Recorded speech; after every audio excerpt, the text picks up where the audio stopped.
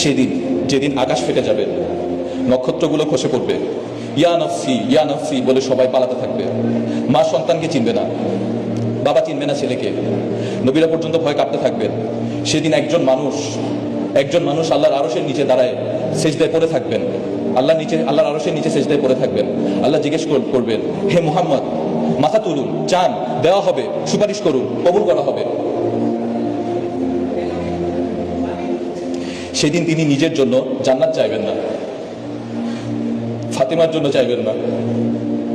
সেদিন তিনি বলবেন, ইয়া রব্বি উম্মতি উম্মতি।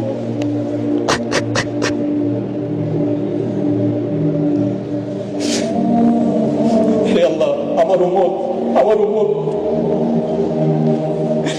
যিনি আমার জন্য হাসরের মাঠেও কাঁদবেন। কেমন করে আমরা সেই নবীর সুন্নাতকে অবজ্ঞা করি? কেমন করে সেই নবীর কলিজায় আঘাত দিয়ে পাপাচারে লিপ্ত হই? আমরা কি বড় বেশি অকৃতজ্ঞ নই?